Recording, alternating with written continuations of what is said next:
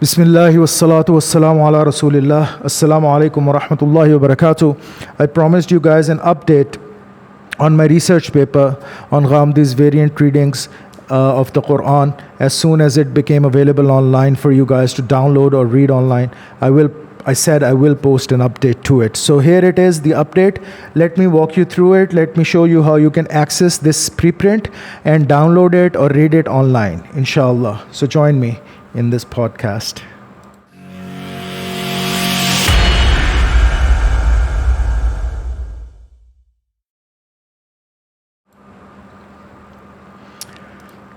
By now, I hope most of you are familiar with my website, which is www.yahyachima.com. Let me show you. If we go to yahyachima.com, and this is a site on WordPress. Under the tab of home, I list my publications. This is not an all-inclusive list because of some legal issues involved, but I have put here some peer-reviewed published research. I have also put here some not peer-reviewed or not published research. And then here is the preprint of variant readings of the Quran and Farahi School's Tafsir Batini, a reading of Javed Ahmad Ghamdi's essay. And if we click on it, we are taken now to the page of this article. As you can see here, I mention clearly that this article has been submitted to journals and is awaiting the completion of the peer review process. So it has not been yet fully peer reviewed. And eventual publication if accepted by the editorial committees. This article has been partially peer reviewed. So it at least has been partially peer reviewed, not fully peer reviewed, because I did receive feedback through peer review of the problems that I had with this essay, and I corrected them, made multiple revisions, and resubmitted to these journals. So I don't know if this gets published or not. I have said this before. I'll reiterate myself. Quranic studies is not my academic field. I'm really an ultra-crepidarian when it comes to this field of religious study. My field is humanities. My field of study is humanities. My subfield in humanities is literature in English and literary theory and criticism. My specialization in this subfield of humanities is in theater studies. This is really my academic background, and I am, alhamdulillah, a published researcher in my field of study. But when you are venturing in your field of study, a lot of things are made easier for you through your university, because the department that you are associated with already takes care of many of the things involved. Like 80% of the stuff is taken care of when you submit a research paper to a journal through your university. When you're doing this on your own, really, there are so many things that you have to take into account. Processing fees as well. And sometimes these processing fees, these exceed $350 if you want your publication in an open journal, open access journal. So I don't know, maybe I'll withdraw this at the end of the day. Maybe it gets published, maybe it does not get published. But I am putting an English-only version out there as a preprint for anyone to access. So you can access this. I also mentioned, note, this is a preprint and is licensed under the Creative Commons Attribution, non-commercial, no derivatives, international license. To view a copy of this, you can follow this link. Here is the DOI. The DOI is assigned only to journal articles. This is the abstract from the article itself. You can download it or you can access it online. So here it is, the journal journal article that I wrote on Mr. Ghamdi's variant readings. But you can really read it generally if you are generally interested in variant readings of the Quran and how the tradition of Islam deals with this canon of 10 qira'at, the qira'at al-ashr. So this is really a short podcast, just announcing the availability of my research paper online on the variant readings. And inshallah, I'll see you in the next episode, in the next podcast very soon, inshallah. But before I leave, just a couple of things. If you can lend me your ears for a few more minutes. I understand that you guys are busy, and I thank you very much for joining me in this podcast. And I am addressing really my youth here, Pakistan or abroad. The youth which is involved in research or is not involved in research, who are at least actively involved in reading and writing, who have some sort of academic background, or even if they don't have an academic background, I really want to address two very pressing issues. The first is the standard of research. In Pakistan especially, there is no concept of research really. I normally see students coming to me with a reference saying, sir, so and so Mufti has said this. Now what happens in Pakistan is, you have a madrasa system. So you have a Tanzeemul Madaris, which is made by the ulama of all of the makatib-e-fikr that we have in Pakistan. And this is a private association. It is not a government-operated association. It's a private association. It deals with the madrasa system. It runs the madrasa system.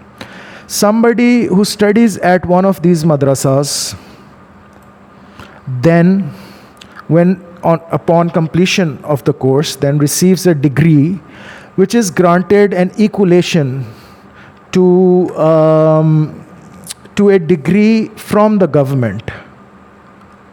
An equivalence to a degree from the government. Like, for example, if somebody gets a Shahada Aliyah, he will get a bachelor's with honors degree, and equal to a bachelor's with honors degree from University of Punjab.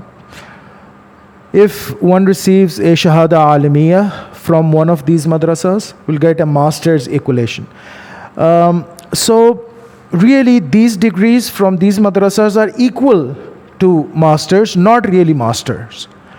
And these people, by just doing a master's from one of their own madrasas, then they become teachers in the very same madrasa.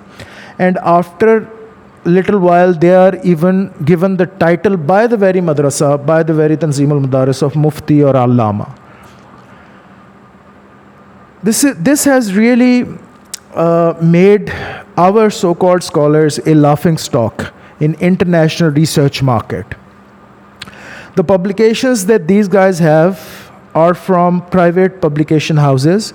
Anyone can go and get their work published from these publication houses. For example, if I have money in my pocket, I can go today, I can walk in to a publication house in Urdu Bazaar, any publication house. I can offer them to get my book printed myself by just using their name. And that I will give 500 or 1,000 copies of that printed book to them free. They can sell it, they can get the profit from it, even the original price, everything. And I can get an ISBN like that, and I can publish my book like that. Anyone can do it. And these people get published by these private houses. Sometimes, most of the times, you have different publication houses associated with different makatib al-fikr. For example, if you go to Urdu Bazaar in my country, in my city, Lahore, you will find that there are publication houses which print only the books from Ahlul Hadith, only from Wahhabi Maktab al-Fikr. There are publication houses who print books only from the Brelvi Maktab al-Fikr, from Deobandi Maktab al-Fikr, from Shia Maktab al-Fikr. So you have these different publication houses associated with different madrasas. And so when one person from this madrasa who has completed his or her education from this madrasa submits a manuscript. These publication houses take that manuscript and print it, and then get profit from it. This is how it works in Pakistan. This is really, you can see yourself internationally, this has absolutely no weightage. So a piece of advice for my youth: get yourself published in international journals, peer-reviewed international journals, if you want to make your name as a researcher. Really, we need researchers from our country today. We are so lacking in the field of research. You have private universities in my country, really, who don't even know ABC of PhD, of what PhD really is. They are offering PhD programs to every Tom, Dick, and Harry. You can get admission there. Even if you failed your master's, even if you don't have an MPhil, if you have nothing, no educational, academic background at all, in the sense of international standards, you can get an admission, you can get a degree of PhD. You're making a laughing stock out of us. You go to international aggregation websites, score aggregation websites, you see the scores of our universities, and you find this sorry state of affairs that you have to grapple with. Really, we lack in this field of academic research a lot, because we don't even understand the concept of research, really. Research is not just sitting down on your laptop in your room and copying and pasting stuff from the internet. No. Research is beyond that. It is really the depth of your understanding into a given subject. It is the depth of your intellect that you have built upon a span of time. The accumulated wealth of information and knowledge that you have inside of you, that you have internalized, all of these things shine through in your research. It's not just about referencing. It's not just about works cited and works consulted. It's much more than that. And we really lack in this. We really do. These reference things, the quoting references from books and whatnot, even a BA student can do it. Is it difficult in today's time? No. Paste a search string on internet and you'll find scholarly articles and whatnot. Just start noting down their names, just start formatting them in CMS or MLA.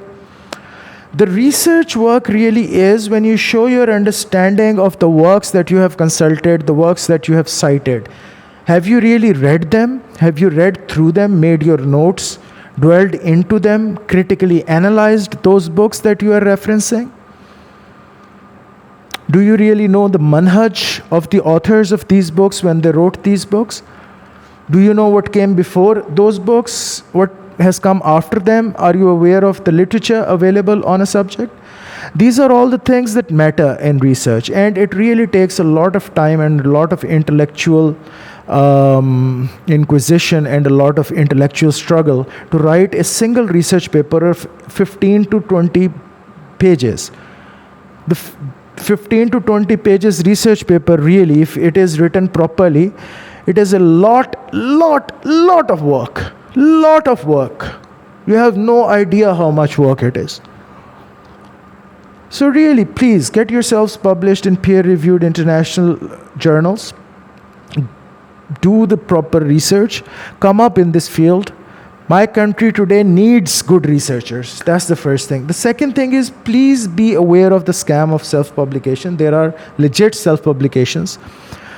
I myself at some point am considering to self-publish a couple of my ideas that I have for books and whatnot, because it's really convenient in many ways. But this is also a scam. You'll have to be aware of it. You go to Amazon Kindle edition books and you see for yourself, if you read through the reviews, so many books that come up every day as self-publication. They are scam. So please don't fall for the self-publication thing, for the self-publication scene. Look into the book that you are buying and reading and want to base your opinion upon. First, look through that book, make your opinion your own self. Don't rely upon just the marketing by these sellers. They have to sell these books. They'll say anything. So these were the two things that I just wanted to quickly tell you guys. Just wanted to engage in this side of affairs. And maybe I'll make a complete video on this, because a lot of people really have this very strange idea about academia and about scholarship these days. Everybody's an allama, everybody's a mufti, everybody's a fahama, everybody is a mufassir, everybody is a natiq, a mantiqi, a person involved in logic and philosophy. Really, it's strange. It's laughable. And I think this boom of information through internet has a lot to do with this, because with this boom in access to information, with this open market, also comes the dangers associated with mediocrity being passed around as something authentic or something of a higher intellectual value. So please be aware of these things, one book scholars and whatnot. I always try to be transparent. Like I said, I agree that I'm an ultra-crepidarian when it comes to the academic field of study of Quranic studies. I don't come from the tradition. But maybe it's an advantage, because these people who I'm engaged with these days, they don't come from tradition and they negate tradition. So I think somebody who's not from tradition is best suited to refute them, because I know their game. I can play their game. The traditional ulama can't play that game. I can play that game. I mean, bring it on. Inshallah, bi'awnihi ta'ala. Come on, let's do this. So, So I think it's an advantage as well, but it's a disadvantage as well, because I can't really get published as easily in journals if I write on Islam and Quran as people who are in this field of academic study. So listen guys, please pay attention. Humbly, I'm an educationist. I will always try to communicate to you guys the importance of education. There is no way around it. Educate yourself. Educate yourselves. And educate yourselves well. Read good stuff. Read stuff by proper scholars of international acclaim. Read books published by internationally acclaimed publishing houses, university presses. Read research which is published today in journals. Make it a habit to at least read a journal article per week. And it's not very difficult in today's time. You can go to open access journals. They don't charge anything. Anyone can access it. It used to be if you wanted to read a journal article, you would have to be a PhD student. Unless and until you are a PhD student, you weren't even able to get access to these sites. For example, Project Muse. I still recall when I was involved in MPhil, Project Muse was such a huge thing. We were like, oh my God, can we get our hands on articles which are listed in Project Muse? People who are involved in studies in literature in English can understand what I'm saying. So JSTOR used to be a big thing. It's a big thing today. It lists topmost journals of today. And you cannot access JSTOR even today unless and until you're accessing JSTOR through your university. Otherwise, you'll have to pay per article. You have to pay a hefty sum per article to read a single article. So anyways, just read journal articles. Keep yourself updated in your field of study and strive for proper research. Strive in becoming proper researcher. There are no shortcuts in life. Please remember this. So yeah, guys, this was today's podcast. Be good, be well, take care of yourselves and everyone around you. And inshallah, I'll see you guys soon. Assalamu alaikum wa rahmatullahi wa barakatuh.